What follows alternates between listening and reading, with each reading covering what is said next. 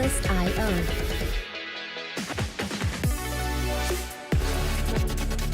Hello everyone, and welcome to the latest episode of You Deserve Freshness. I am your co-host Rachel. And I'm Delia. Don't forget to follow us on social media at YDFL Podcast. You may also visit us online at ydflpodcast.com, I think. I don't know. Yeah, and Spotify, iHeartRadio, Ask Alexa. And YouTube. And YouTube. You can find us on YouTube too. Can you believe that? So this episode is a bit of a tongue twister, so I'm going to have Delia tell you what it's all about. So this one's a kind of an interesting one. This one is a woman is tested when a man has nothing. And a man is tested when he has everything. So it's a little bit of a tongue twister, but we're going to dive into that. So we have a lot of stories to share on this one. We do. You know, like we have discussed a lot about, do we always want to be talking about us? You know, and it's so hard not to sometimes because we want you ladies and men, now there's like 12 of you guys. Yeah, there's five, now there's like 5:15 maybe. Listening. Yeah. You know, we want you guys to understand we've been there, we've done that, we understand. And then sometimes we're still very confused about things, right? Yeah. But one of the things, at least for me personally, I got married very young and I married someone who had like literally zero. You know? And being with someone who had zero, I can tell you, yeah, I think as a woman, you know, you look back and even like his brother-in-laws and everybody will say, oh my God, we knew that Rachel was a good woman. And I think part of why they think that is because he had nothing and I still showed up as if he had everything. I think when you're young, you don't maybe put so much thought into that. You're just like, you think, okay, no big deal. I'll build with him. I will do the things. I will make sure that somehow we make it to the top. Yes. And then the man is now tested when he's at the very top. And, you know, you were with him at the very bottom. And now when he gets to the top, he's like, yeah, about what I said 10 years ago. Yeah, we're going to go ahead and upgrade. So that's the hard part about it. Sometimes they don't even have to get to the top. Again, speaking from experience. Yeah. And apparently he like kind of watches the show now. Hola. I'm like, you bet. Yeah.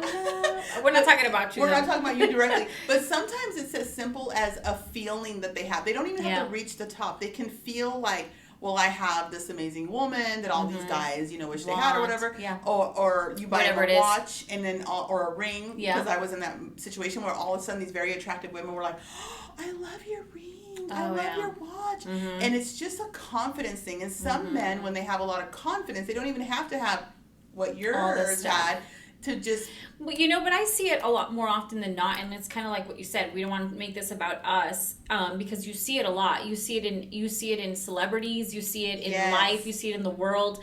And sometimes, you know, like I know in the past, I always would say something like, oh, you know, it's okay. He's got, you know, what was it called when he has potential.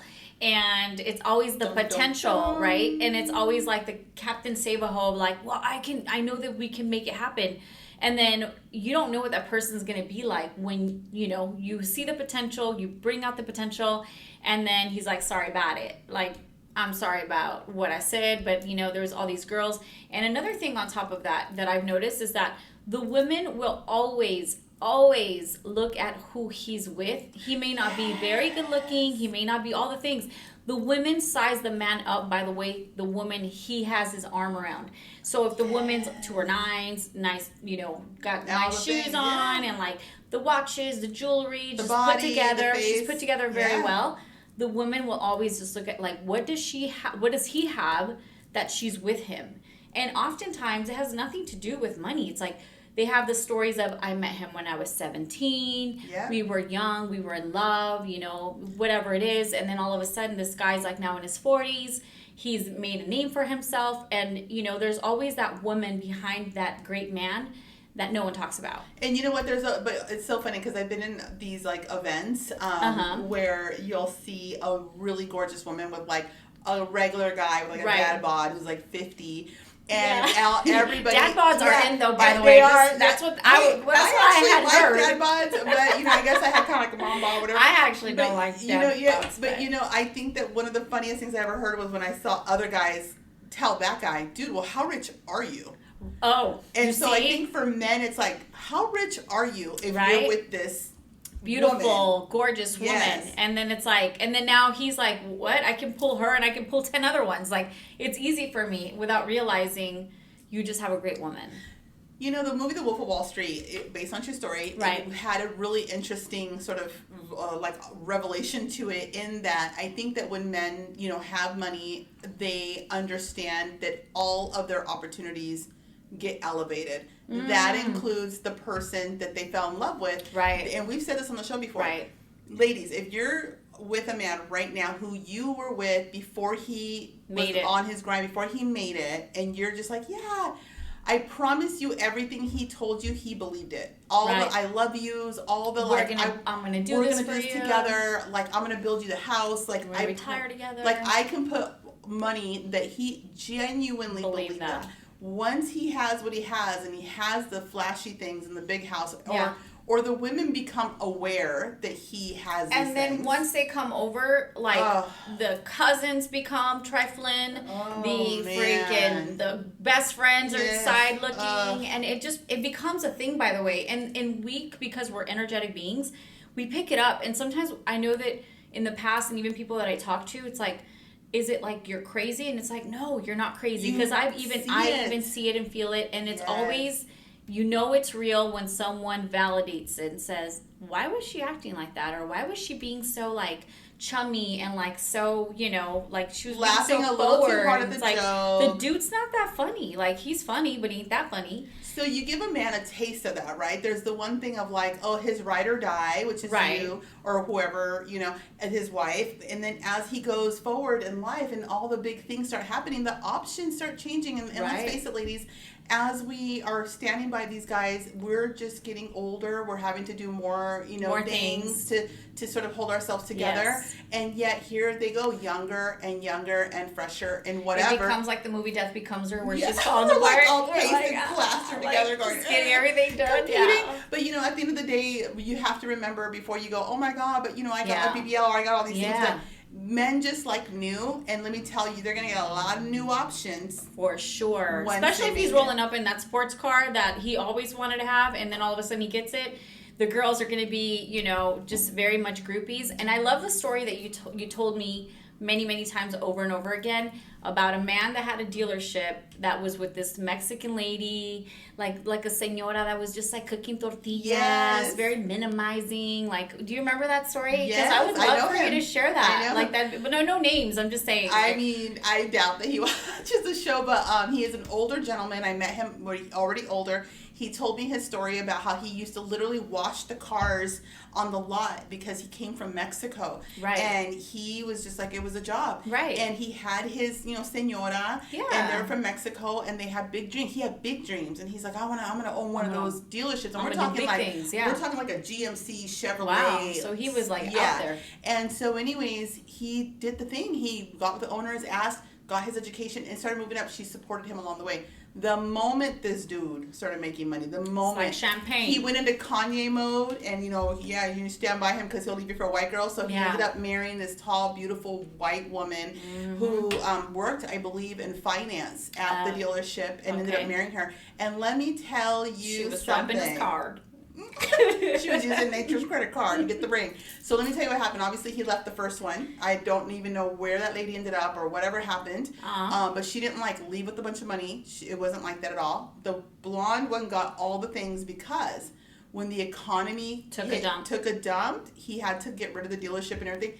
The custom built home, everything. The lady got it. The white lady, everybody. This man's mom was still alive, and she let him have it. He goes, my mom was so pissed off. I'm like, your mom's still alive? Because he was older, and he was saying, you know, men were so dumb because in the end, you often think about the beginning. Right. No, and I remember, you know, I used to, when I was much younger, there was a guy that he was the CEO of the company. He had built one of the biggest manufacturing plants in the West Coast.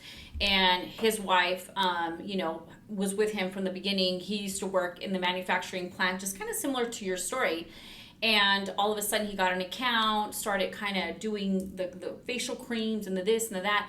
Well, fast forward 20 years, became the biggest manufacturing, you know, company in the West Coast. You know, he kind of got tired and bored. But the crazy thing about this story, in my opinion, is like, it's not that he upgraded for something greater and bigger. Because I'm like, he must have upgraded to a 20-year-old, you know, your typical story. And it was just some random older lady whatever. They had this crazy $1 million wedding, okay? And then next thing you know, he runs out of money and he's like in a bind, right? So here's this man that had massive success with his wife. All of a sudden, here comes this opportunistic woman and takes everything. And then once he goes back to ground zero, when he had nothing, he was like, where is my first wife? Because he realized, like, she was with me through it all. And she was not there because of, you know, the Ferraris and the you know, vacations to Paris and all of that stuff, but this woman was. And so I think that, you know, the question here is not so much like, I think it's like, really think, is this person going to be with me through it all? Because it's not just money, it could be health. And that health is like so important. Weight. Like we've talked about this even like for my own life. It's like after the divorce, I gained all this weight and everything. And it's like, what if I was still married? Now I'm like, now I know for sure what it ended or whatever. But, you know, you have these insecurities. And by the way, ladies, you could look absolutely pristine and perfect and beautiful. And men, if they want something different and new, they're gonna go over. By the way, and they'll put it into someone that you would like, never what? Even look twice. Hello. What about what's his name with Baena? I always forget his name. Arnold Schwarzenegger. Oh yeah. Like you would never. I would never. What did you call her? Her last name is Baena. Oh, okay. I'm not trying to call her a Baena, but you know, I'm not trying to be rude, by the way, because like she's a bigger lady, right? But I'm not saying that because I ain't trying to have God. Lord, forgive me. Okay, we're not out here calling nobody out. But Arnold Schwarzenegger, imagine like if I was Maria Shriver, by the way, I would be like, psh, he would never. And he has a whole ass kid with her. Like, I know, that's seriously. The thing.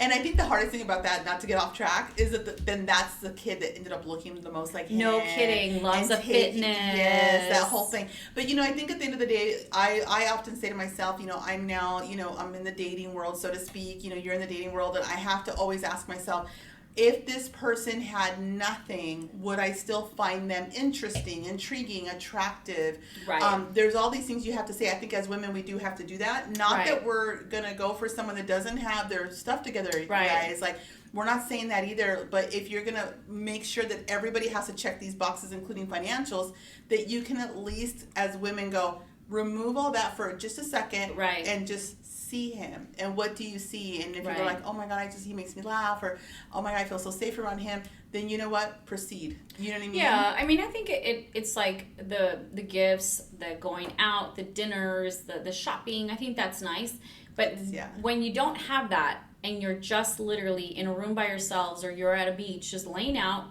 just talking about life, what does that look like? No money involved. Can you have a conversation? Is it good? Or is it just like, he's just good because he does X, Y, Z? And then I think at that point, you have to really make that determination. Like, you know, our relationship is based on what he does, what he gives. It's not really like, it's not good, I guess. I don't know how to explain it. It's like foundation's like a little off. Yeah. I don't know. And so I think a lot of women do scout out the men that have the money, and they will. And, you know, they're like the Gucci lady, you know. She scouted that dude out. Yes. I watched that movie and I was like, dude, she took no for an answer. Like she went out, she like saw her bait. She's like, I want him, and she went after that dude. I think the hard thing, you know, if you're a man listening, I think it could be really confusing to even hear us now, because in one hand, we do want someone that has it together. Right. We prefer the guys with more of the money and things like that, because there is a lifestyle, there is less sort of pressure and things like that. Excuse me, but at the same time, though, we also want someone that's real. There's a lot of women maybe don't care, but there's a lot of women that actually do care. Like, they want you to be a great guy. Like, they want you not just to be a great provider, but, you know, a nurturer or whatever it is that she's looking for, right? Mm-hmm. It might be someone who just could really be supportive of her on her journey of building a business or building a brand and encourage But, you know, it goes the other way, too, though, Rachel, in my opinion. Like, there are women, though, nowadays, like, maybe that was something that was being said a long time ago, a lot more so, of a woman's tested when a man has nothing, and then a man's tested when he has everything. But there are men that are gold diggers too, by the way. Let's talk about that. You know, let's pour that one out because, you know, there are guys that are like, you know what? I know I'll be good with her because she's got her together. Man. She's got a house. She's got her own car. She's got a career. And then people want to jump on your bandwagon. And there's times where you're like, wait a minute, am I the dude all of a sudden? Because you know, I can tell you, I've experienced it a little bit. And I see it with my girlfriends that are successful. All of a sudden, you kind of get this guy, you're like, so what does he do for a living? And it's like, well, you know, he has this thing, he's launching. You're like, I don't know about this one. So you got to really watch that. It's the potential, and I think that oftentimes ladies who are career-minded and successful, because they see how bleak it is, really, once you get to that level. Yeah, they just want companionship, and then they make I always say they make a cake out of crumbs.